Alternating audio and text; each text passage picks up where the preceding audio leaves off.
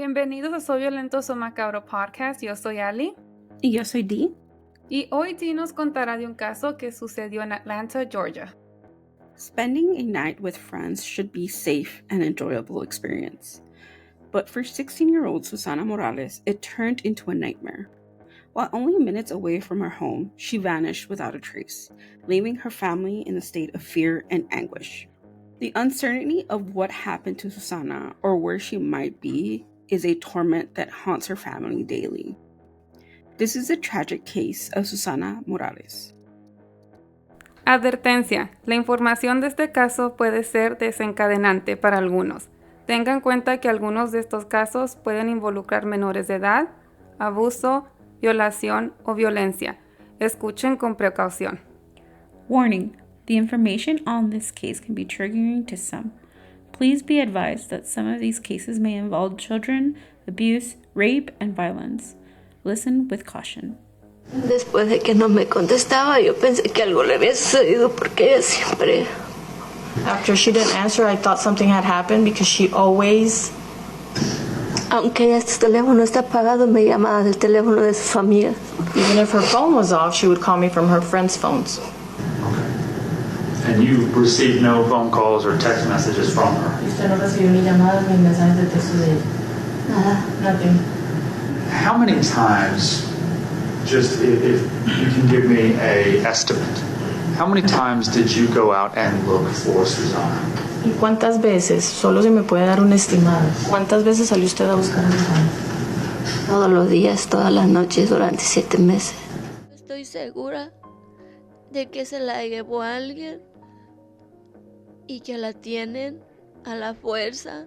Yo no sé si ella está aquí en Georgia, yo no sé si ya la sacaron, pero yo siento eso, como que ella está sufriendo, como que ella está triste. Yo le diría a esas personas que tengan misericordia de mi hija, que la suelten o que pidan lo que tenga que pedir, que me la traigan, porque no saben el dolor de una madre de saber dónde está su hija, de no saber cómo está. Susana Morales was born on June 24th, 2006, in Atlanta, Georgia. She was a young girl who was also like the baby of the house. So she was the youngest of 3 girls. And her family was very close-knit. So they were always together. They were always, hanging out together. They would go to the movies together. They were very close. And whatever, one did, the other one would know about. Like if she was going to go to a friend's house, she would text her sisters and be like, oh, I'm going here. Or she'll text her mom like, oh, I'm going to be here. Or I'm on my way home. Or, she was very responsible when it came to her whereabouts and who she was with. Even if, she was going to stay away for long periods of time, she always was always in contact with either her family or her friends. Her family and friends describe her as a very kind and loving and very, very talented young girl. She was also described as being very funny and bubbly and sarcastic, and that she was very passionate with whatever she put her mind to. She adored music. She taught herself how to play the piano, the guitar, and eventually the ukulele. She was also a very amazing singer. There's clips on the internet that you can find with Susana actually playing the ukulele or playing the guitar, and she's singing. And her voice is just so spectacular. It's very beautiful and very soft. So she was very talented. At the time of her disappearance, she was a freshman in high school. And she was also a cheerleader for her high school. And during the time that she was off of school, she would help her mom in order to raise some money for her to have to spend. Both her mother and her siblings recall her as being a very responsible teenager.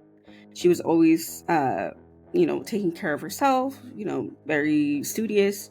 She was just an overall great kid. So the fact that this happened to her just, hit them very hard, because her mom kind of describes it in a way that, she taught her daughter to do everything that was right. And in order to, be in the loop with her and just overall take care of her the way that she I guess, quote unquote, was expected of her to do. And that's a hard part, right? It's Yeah. parents, they do the best that they can. They raise their kids right and don't talk to strangers. Y cuídate. Llámanos, mándanos mensajes. Yeah. Hacen todo lo que tienen que hacer en Y todavía puede pasar algo pasa algo así. tan Yeah. horrible. So Mhm. overall, her mom and her sister just describe her as just being an overall great daughter. And just by listening She to her sounds like a family, great kid. yeah, just by Yeah. listening to her family and her friends describe her, it just feels like you know her and you just want to be around her because of how she carried herself and how she portrayed herself. So overall, she was just an amazing kid. On the morning of July 26, 2022, it was a typical summer day in the Morales home. Susana actually accompanied her mother to her job in order to help her and get some money for her to, have money to spend since school was starting in the fall. So she wanted to raise enough money to buy her supplies. At around 4 p.m., they all got home and they freshened up and had dinner. And around 6 p.m., Susana actually told her mom if she can go visit her friend Rose. Now, Rose lived approximately 10 minutes away from Susana's home, and it was just basically in her backyard. But the apartment complex, the way that it looked, you had to go all the way around in order to enter the other perimeter of where the apartments were at. So there wasn't a cross area where it was an easier access to go through. So the way that she had to walk, it was a 10-minute walk around the other apartment complex in order to get to her to Rose's home. So her mom was like, yeah, go ahead, just text me when you get there. Mhm. Once she arrived, she texted her mom, I already got here, and they proceeded to stay at Rose's home. At around 9:40 p.m., she had texted her mother back saying, I'm going to be on my way home. And everything was good, responsible. She was doing what she was told. But shortly after, her mom started worrying when she didn't notice that her daughter didn't come home within the 10, 15, latest 20 minutes to get home. And around 10, she was like, okay, something's wrong. Officially, it's been around 30 minutes. She should have been home. Let me call Rose and see if she's at her house. So she calls Rose, and Rose picks up the phone, and she's like, oh, yeah, she just left. She should be home in a little bit. So again, Maria, waits up for her daughter and, just waits to see if she hears anything from her. During this time, she keeps calling her, doesn't hear anything from her. In the meantime, Rose calls her friends, the girls that they were hanging out with that night, and starts asking around, where's Rose? I mean, where's Susana? Her mom's calling her, I told her that she just left my house, and in order for her to get some time to get home, so she wasn't, she wouldn't get in trouble, which is something that typically, teenagers do. Be like, okay, I'm covering up for you, but you better get home because, I don't want you to get in trouble. So that was, the protocol that they had. According to everybody, Susana wasn't at anybody else's house. The last friend that, she walked with said that, around 9:50, maybe 9:55 was the last time that she saw her, because it was during the time where they had to split ways in order for her friend to go to her home and then Susana to go to her house. Around that time is the last time anybody sees Susana. And it just drove everybody in a panic. According to her friends, they found they all had their locations. So the whole group had an app called I think it's the 360 or 365 app or something like Life app. I have to recall it and insert it in the description, but that app is used for friends to, know where you're at, the location of where your whereabouts at, or where was the last time you used your phone. And according to that app, she was last seen with her phone pinged at 10:06. and it was basically a few minutes away from her house, like probably like 2 or 3 minutes away from her house. Ya, era para que estuviera So- bien cerquita. Yeah, so she was really close to her house. And her friend had called Rose and said, it said that she last opened her phone at 10:06 at this location. And around 10:26, she was actually pinged in a different location on the opposite side of where she was headed. So instead of being closer to her house, she was approximately like 15-20 minutes away from her home, so in the opposite direction. Everybody found that weird because, it's not where she was meant to be going. So Y no at es that moment, comportamiento de ella tampoco. yeah. So during this time, they only talked about it within her friend group. They just were like more worried to, get Trying to figure it out. Susana home in order to get to, in order for her not to get in trouble. Right. So they all kind of suspected, well, maybe, she got on a car and like she got in an accident or something. Let's go to the last pin location and try to see if she's there. So Rose asked her sister and her sister's boyfriend to take her to the location that her phone was last pinged. So they go to the location, they get there, and there's no trace of Susana anywhere. According to court documents, Rose says that they spent almost 20 minutes looking around that area to see if they would find Susana or anything regarding to Susana. But once again, they didn't see anything. So they returned home. Once they returned back to the home, they waited to hear anything from Susana, Susana's mom, or like Susana texting anybody in the group. They kept checking the app to see if they would find Susana. But after a while, they ended up falling asleep. And they woke up the next morning to talking to her sister Jasmine and being told that she never got home. From that morning, there's no trace of Susana. The next day, on July 27th at 9 a.m., Susana's family actually goes to the Gwinnett County Police Department to report Susana missing. However, like we've seen before with many of these missing persons reports, a lot of these officers require families or friends to report a missing person within the 48-hour period. But so far, they only had a few hours from, not finding Susana. Yeah. Right. So the police told them, she, come back within the next 48 hours. Like, that's the Sí, porque protocol. apenas We llevaban can. 12 horas. Yeah. Exactly. So it's like, we cannot do anything. You have to come back in 48 hours.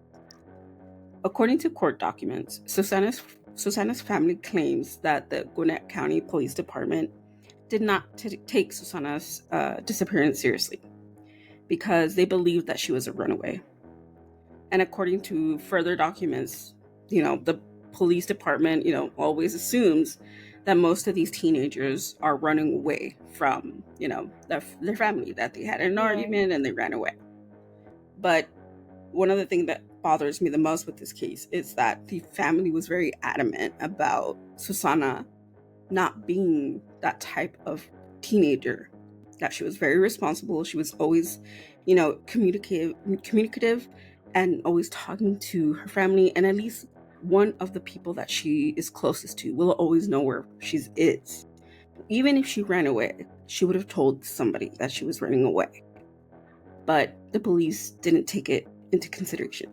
They basically blew it off and said, come back in 48 hours. That's when Susana's family and friends took matters into their own hands. When they left the Gwinnett Police Department, they decided to create flyers and start posting them all around the city. So they began to post flyers in, around the town, in different apartment complex, started knocking on businesses' doors, asking if they could leave the flyers there, passing it out in the community, sharing it on social media, asking different media outlets to help them, spread the word about Susana. But at last, one of the businesses that was near her trail that she was supposed to take to go home allowed them to see their surveillance footage to see if they found any sort of, information Anyone on Susana. suspicious or anything, yeah. So from the moment that business was actually a couple of minutes away from her house, which was also one of the last pings on her phone that showed her location. And it just shows Susana just walking normally across the surveillance camera. And that was the last piece of footage that was seen of Susana. There is no evidence of her being pulled into a car or being, kidnapped, or her running off with somebody, or her going the opposite way. She was literally on the direction to her house.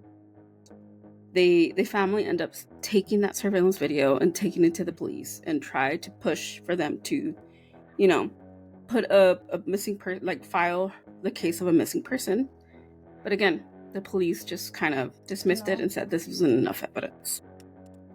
So again, the family continues to push and push and push. Eventually, Susana's case begins to build up momentum in TikTok. And that is also one of the first places that I ever actually saw something about this case. And it came across me back in 2022. And mind you, this was around the first time that we started the podcast. So I had just came across it, but never really looked further into it. But I do remember seeing her case over and over again, especially within the Latino community. And I guess one of the first media outlets that took control and took action over Susana's case and really pushed her, story out was Telemundo Atlanta. And they were the ones that, pushed her flyer out, asked, the community to support Susana's family and friends when it came to trying to pressure the Gwinnett Police Department to post about Susana as a missing person. They literally pushed this out to so many outlets and got it picked up to other local and national media outlets. And thanks to both social media and the media outlets, pushing Susana's case out, the Gwinnett Police Department took the case and they finally filed the missing persons report.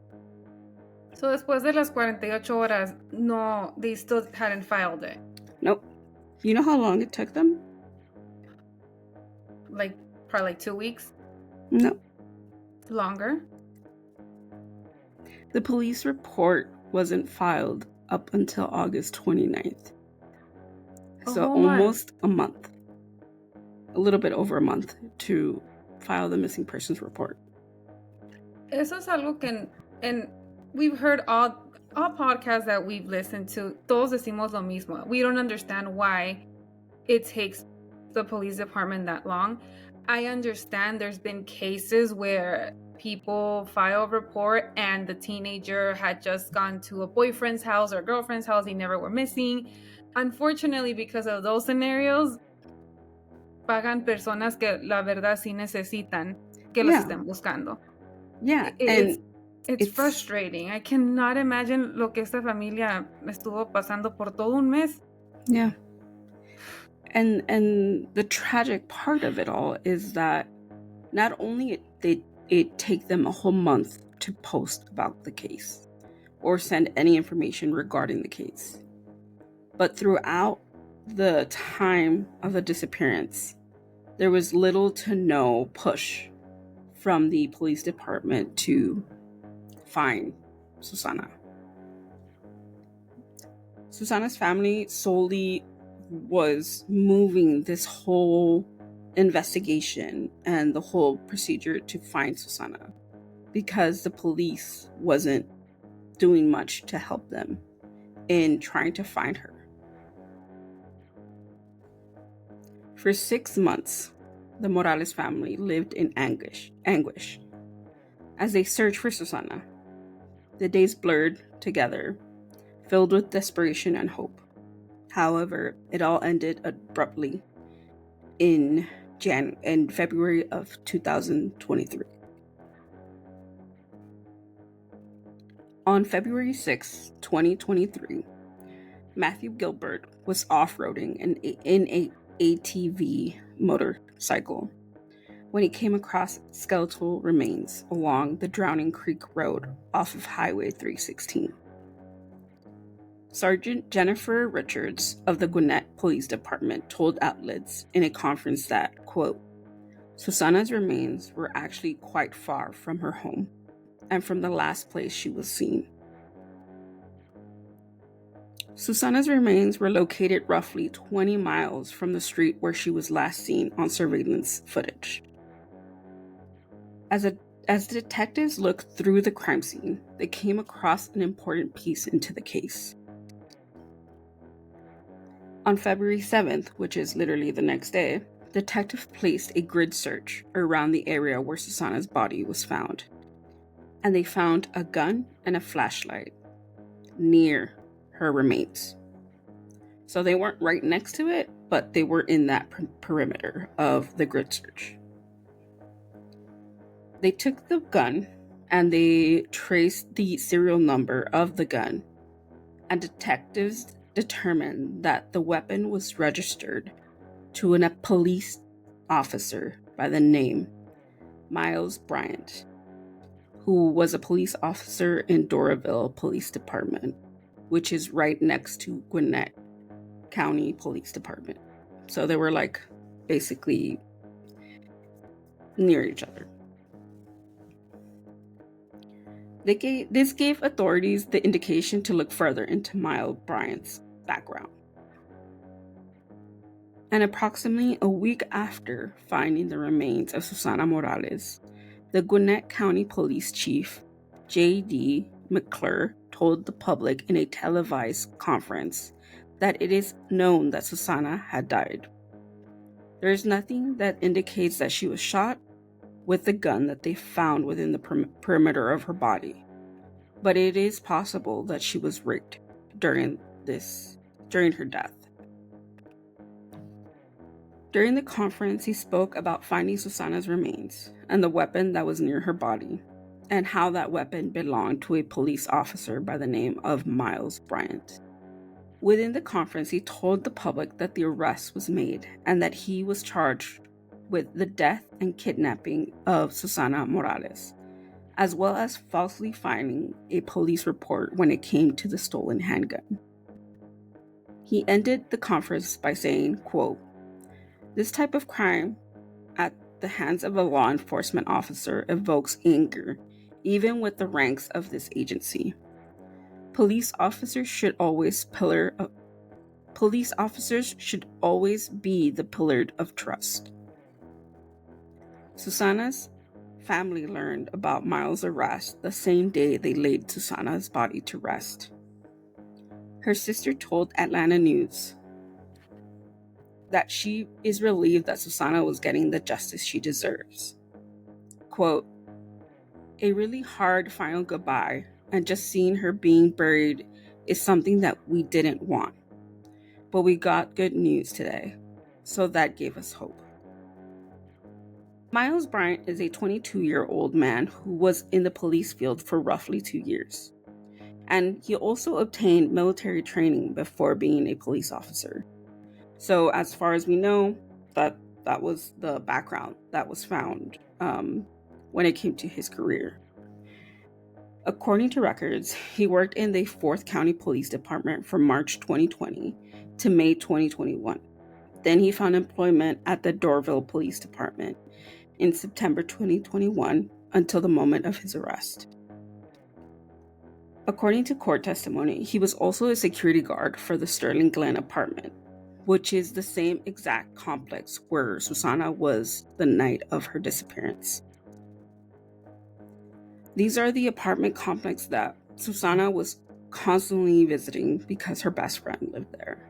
And it was clear that even though they might have not known each other, he constantly saw Susana. He saw her in the same complex.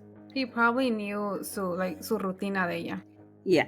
So, according to further court testimony, Miles actually lived in that apartment complex. And based on where his front door was located, was a clear view to where Susana lived. So he can see from his apartment close proximity of where Susana actually lived. Remember how I told you that the apartments were like kind of like shaped in a U? Yeah. So from where he lived, he could see across to where she lived. So according to, speculation and theories, he knew about her and he would see her frequently, even though they probably have never spoken to each other, talked to each other, but they knew who each other were by, just face recognition or by name. But they didn't have any sort of friendship or relationship or anything. Yeah, she probably bumped into him cuando estaba entrando a la casa de su amiga, and that was it. Exactly. Yeah. Pero él sabía más. Yeah. Based on the timeline of the case, on July 27, 2022, Miles had reported his gun stolen, as well as his wallet and identification. He reported that someone had broken into his vehicle and stole the items from his passenger seat. So, remember how I said that Susana's family reported her missing the day after she went missing? Mm-hmm. That was the same day that Miles had reported his gun stolen. Exactly 1 hour after the family had gone to the Gwinnett Police Department to report her missing. So he didn't even wait long enough to express that his gun was stolen. As you were saying that, I'm like, as a police officer, Mhm. I imagine, I'm like, what's the likelihood that they're gonna leave their gun and everything in the car, especially their gun? Exactly. Especially them knowing que cualquier persona se puede meter a su carro. That's the thing that they protect the most. Yeah, exactly. It's their weapon. It's Yeah. registered for them. Mm-hmm. I'm pretty sure that there's some sort of violation based on the Right. weapon being not in close proximity to his whereabouts. So that in itself seems pretty odd. Irresponsible. According to the police department, they just reported it stolen, then went off doing business as usual. Yeah, porque no se esperan que uno de ellos haga algo así. Exactly. O cometa un crimen. Exactly. Especially because he worked in a different district. It wasn't where her family went to report it. It was a different one. Yeah. It was a different county, but they were in close proximity. So right. It's basically like an overlap of counties. So yeah. And on June 12th, 2024, the trial proceeding for the death of Susana began. And the first people that took the stand was Susana's best friend and her boyfriend, who told the court all about the moments before Susana went missing. Susana's best friend, Susana's best friend, Esmeralda Castillo, also known as Rose, told the court that she knew something was wrong once she received a call from Susana's mother, asking if Susana was at her home. After telling her mother about, the whole, she's with me and she just left, she just felt like there was a very wrong gut feeling about what was going on. She goes on to tell the court about what happened that night and how Susana and her friends went out to look for her and tried to, find her, like where she was at, or try to look for her in her last locations. According to court testimony, on the flyer that they had made for Susana's disappearance, Rose actually placed her phone number within the contact information of the flyer in order for people to, leave evidence or ask for further information and just try to find Susana. Rose told the prosecutor that she received an anonymous call months after Susana's disappearance. And within that call, she said that somebody had asked her for updates on the case and what they knew about the missing teen. Other than that, they didn't leave any evidence, didn't say who they were, didn't explain anything, which made Rose feel a little bit, Right. weird, because they're like, they didn't even ask about, how was the family or how can I help. They just wanted details on how much we knew about the case.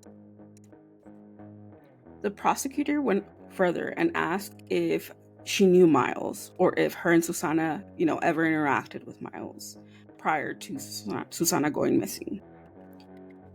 According to Rose, she had seen him at the apartments complex because he lived in the apartments, but they never had a friendship, they never had a relationship, they never talked to him further than a few words. She told prosecutors that they had an interaction with Miles once where her and Susana were actually on their way to a gasoline station nearby to buy, junk food and stuff. And Miles actually offered them a ride to the gas station, but both Rose and Susana declined. And according to a quote from her from her testimony, she says, quote, "It wasn't odd for us to get asked if we needed a ride anywhere. We just laughed it off and we didn't talk about it after that." So, it's just typical teenage, oh yeah, this guy asked us for a ride, but we didn't accept it. It's just basically chit-chat. Yeah. During the trial, a vital part of the case also was brought up. Elijah Bates was one of Miles' high school classmates.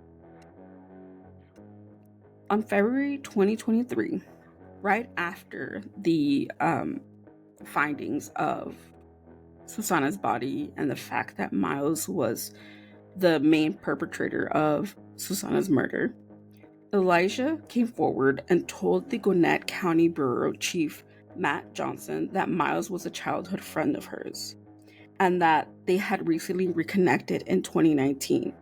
And after many years of not speaking, they started to, talk again. She said that Miles seemed to become obsessed with her, and he kept trying to find ways to try to get in contact with her and get into her apartment. She told officers that Miles had spent months repeatedly trying to break into her apartment. Wow. She told officers that she would get texts and calls from him telling her that he was in the neighborhood and if he could, pull up to the apartment. She firmly set her boundaries and told him, that he wasn't invited and he couldn't come to her apartment. But he was very persistent about going to her apartment. On October 2019, a neighbor shared a Ring camera footage of Miles at Alicia's apartment door while he was being uninvited, so he wasn't supposed to be there. And then 2 more times in December of 2019 while she wasn't home during the time of Miles being in her apartment front door. In the December footage, Miles is shown covering his face and pulling on the door handle and knocking at Alicia's door. On March 19th, 2020, she reported the Miles' actions to the police department and told them that he had kicked open her door of the apartment. Alicia told Fox 5 News that she believed Brian broke into her apartment one time while she was not home. She shared photos of the damaged front door, and she told Fox News that she decided to stop talking to Miles after seeing the broken door because she believed he was dangerous. Yeah. Alicia said that she knew Miles was a police officer and that he has served in the military. She said that she was afraid for her life and told Channel 2 News that she, quote, bought cameras and got me a gun and made sure I kept it loaded. On December 11th, 2019, Alicia filed a police report with the Dorville Police Department and told the Gwinnett County Police about the suspicious activity. She told Channel 2 News, quote, "When the officers asked me why he was trying to break into my apartment, I told him that I was scared and he was trying to rape me. However, after reaching out to both police departments, she was told that she had to report to a different department because they couldn't do anything about it since he was part of the police force within those departments. So they needed to work with a different county." She told Fox 5 News that the Dorville Police Department claimed that she was under... She told Fox 5 News that Dorville Police Department claimed that they were doing administrating investigations and that they spoke to Miles and the behavior had stopped. Dorville Police Department also told Alicia that she needed to report any potential crime charges to the Gwinnett County Police Department. But once she reported the criminal charges, Gwinnett County Police Department did nothing, and nothing happened. Nothing happened until Susana's body was recovered.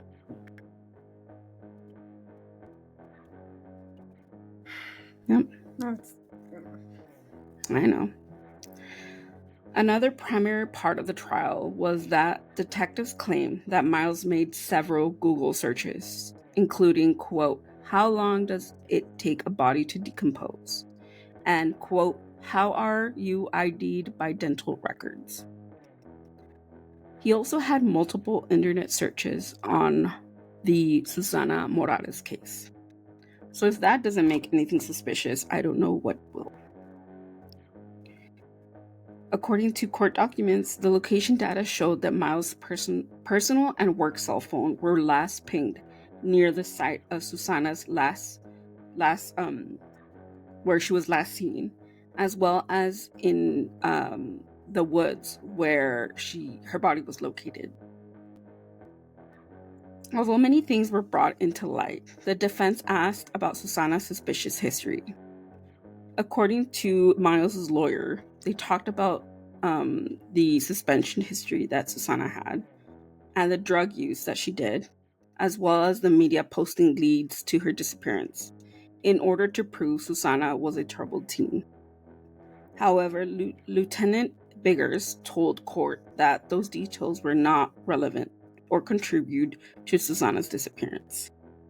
That even if she did that, even if she was suspended, even if she did do drugs, there is no reason for that to be the reason she went missing, and let alone to be murdered. Come on. During the closing statements, Miles' lawyer tried to argue that Susana's death might have been a possible overdose, due to the fact that the medical examiner never determined a cause of death because of the decomposition of the body. During their last statement with the judge, Susana's family took the stand to give their last impact statement regarding the tragic murder of Susana. On June 12, 2024, 23-year-old Miles Bryant was convicted of malice murder, felony murder, kidnapping, and misdemeanor of a false report of a crime for the July 2022 investigation. Gwinnett Police Department Superior Court Judge Tamala Atkins sentenced him to life in prison without the possibility of parole, plus an additional 12 months to his sentence. According to the Atlanta First News, Miles' lawyer told outlets that they are in motion to file a petition for a new trial. However, when the outlet asked the outlets asked Miles' lawyer why he apologized during his last statement in court, his lawyer said, quote, "Well, he was in the woods with the body. He knew where the body was and didn't tell anybody. But he maintains that he did not kill Susana Morales." I know. Wait, okay. So él está diciendo, Miles is saying that he bumped into the body?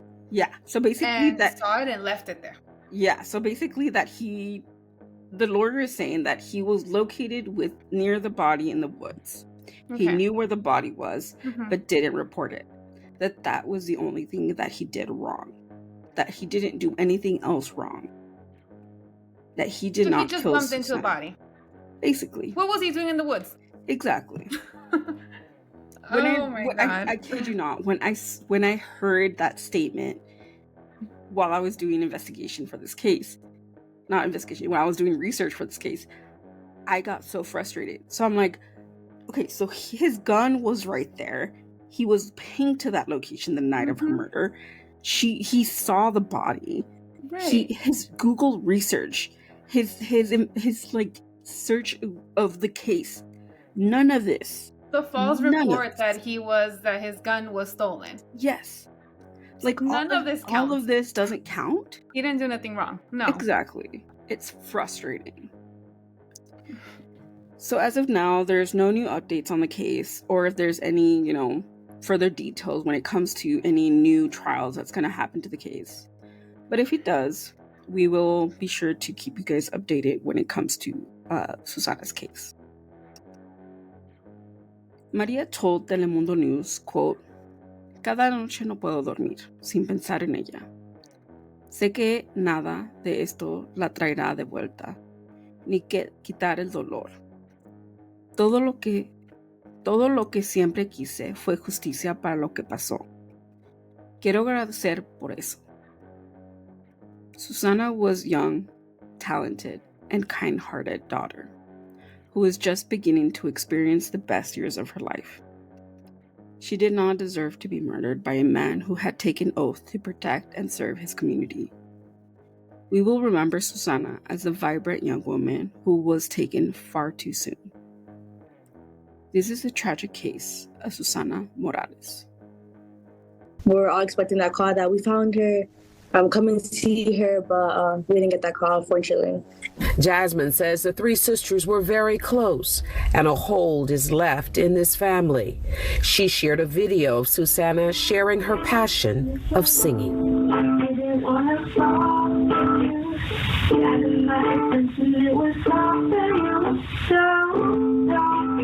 It was really hard, really hard. And it's only going to get harder, honestly. But at least now we know that she's with us. It's not like we don't know where she is now. My name is Jasmine Perez. Susana was my little sister. First of all, I just wanted to thank everybody for working on this case. All we ever wanted was justice for what happened to her. So I want to thank her for that. Nothing will ever bring her back to this day. I still hope that I'll see her again.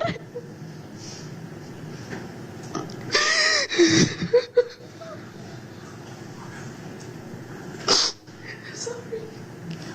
There's nothing to be sorry about. We didn't know. It was something that I don't desire anybody to go through. And we're here today. Thanking everybody that was involved to have this moment where at least we know something and have peace knowing that justice was made. And I want to thank you and our family for the full closure of this case. I am so sorry for the loss of your sister. And I hope that after today there will be some measure of peace for you. Thank you. That is what I wish upon you, that you'll have some peace. Thanks again. And this was the case for this week. Definitely a very heartbreaking case, yes.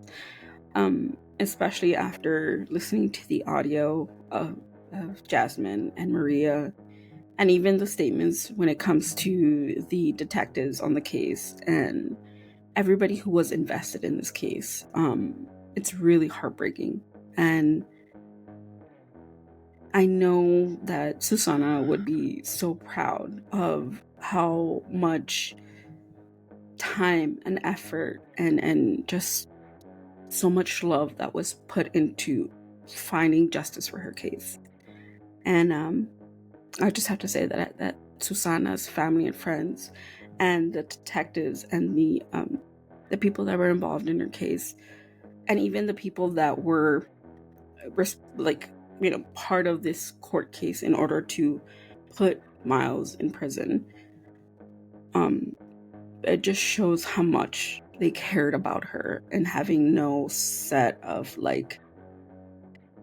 remorse of what could have happened to Miles. Making getting justice. Yes, especially for a young girl who died for just trying to get back home. It's truly heartbreaking what happened to her, and my heart goes out to her family and her friends and anybody who has been affected by this case. But again, could have been prevented. He could have been stopped. Es lo que me enoja, que esta otra muchacha, la amiga, trató de hacer todo lo que estuvo en su poder to stop him. Yeah. And para que no la escucharan. And that pisses us off. It's like, why?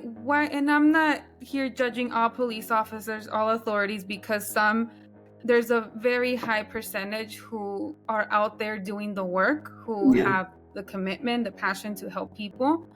But then there's those that are se esperan hasta que algo pase. Yeah. To me, it's like, you took this oath, you should take it as serious as anything. This could be your daughter, this could be your family, this could be your neighbor, this can be anybody. It doesn't have to be a stranger for you to not care. If this happened to you, to your family, to your daughter, to your sister, to anybody, you would want people to look for them, regardless of who they are. And I know we've talked about, the fact that most of people of color are never looked or even acknowledged when it comes to being a missing person. And not a lot of effort is placed on them because of they are, the missing person.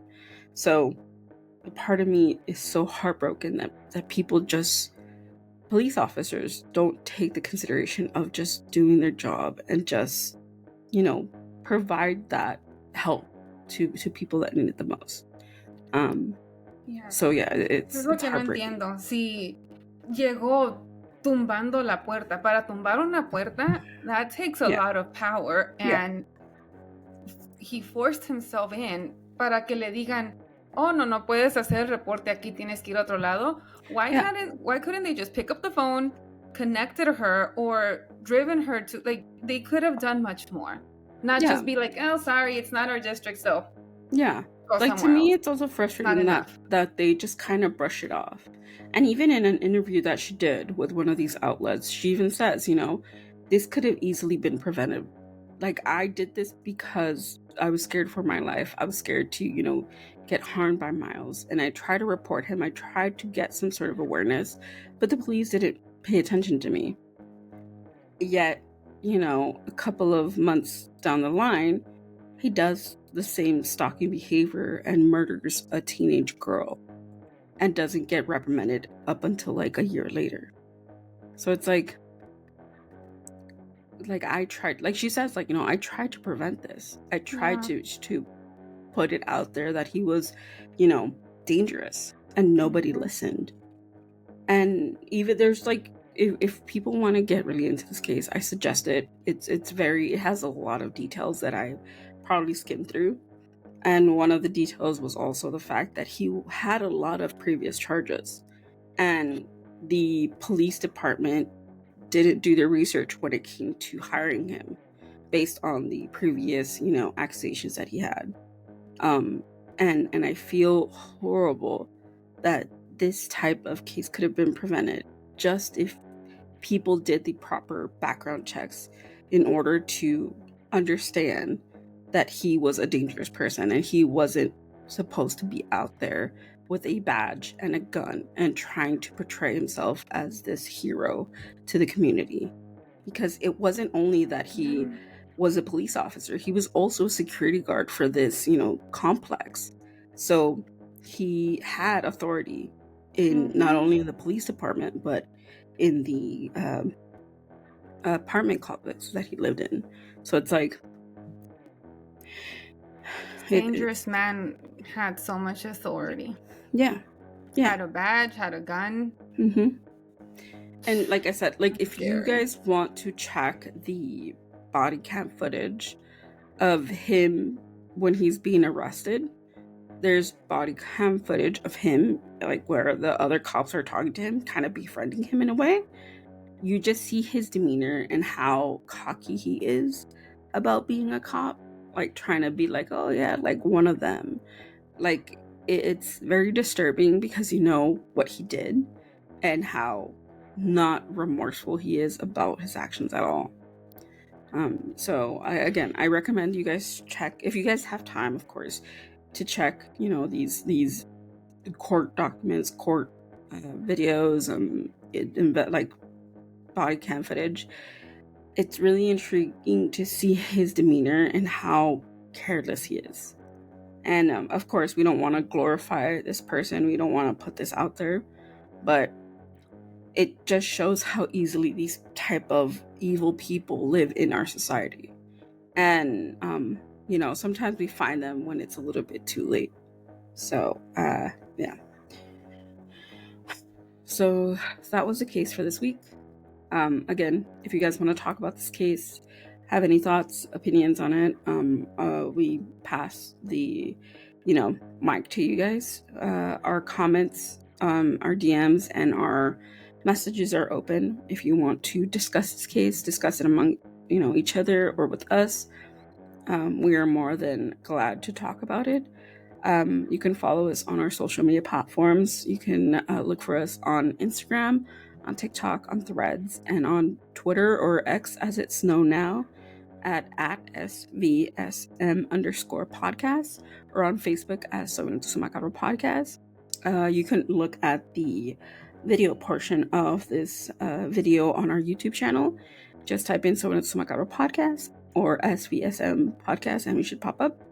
It will all be linked in our description below as well, just in case you want an easier way to find our information. And if you want to listen to the rest of the 113, yes, 113 episodes, you can go to Spotify, Apple Podcasts, Amazon Music, or wherever you stream podcasts, and just type in Minutos podcast. And our whole, I keep trying to say discography. It's not discography. Catalog. Our whole catalog should be up there. And yeah, am I missing anything? Nope. Okay, we're covered good. Everything. All right, we're good. So yeah, it's nice to be back, and I missed you guys. So thank you for. We missed you too. Thank you. I missed us too. I missed us. It's like I missed us. And I told Ali, like, I could have recorded this a little bit sooner, but I was like, I need you to talk to me because it's not the same. It's not the same. Like cuando estás haciéndolo sola, you need the back and forth. Yeah. At least seeing someone in the camera, right? Yeah. You're like, I didn't do this much research to talk to myself. But again, thank you so much for your time and for your patience. I know sometimes it's a little bit hard to take some time off, but it was definitely needed. But I think that's it, right? Anything else? Stay hydrated. Yes, stay hydrated, stay cool, drink a lot of water, and enjoy your summer, guys. No saquen a sus perritos. Oh my God, no. Take them out, please. After sunset. Like after 7. Yeah. Yeah. Before 7 a.m. If you guys are willing to wake up at 5 or 6 in the morning, do that. Please. Because it's hot. Yeah, it's super hot outside. Also, if you guys want to buy little pup ice creams, they sell them at Target or at Walmart. Keep them doggies hydrated and cool this summer because it's really hot out there and they have fur. So remember, keep them cool. Fur. Yeah. So si tú tienes calor, ellos tienen más calor. So exactly. Please. And I think that's it, right? Yeah. You guys drink water. Stay hydrated. Drink coffee. Iced coffee. Yes. Alcohol. I'm kidding. Drink a margarita by the pool. Or 2. Or 2. Or 3. Please. Yeah. But yeah, we'll see you guys next week. Yep. Bye. Adios. I was gonna say bye. I'm like, wait, you're the one that says bye. I say adios. Okay. 1, 2, 3. Bye. Adios. Stay spooky. I miss that the most. Bye. Bye.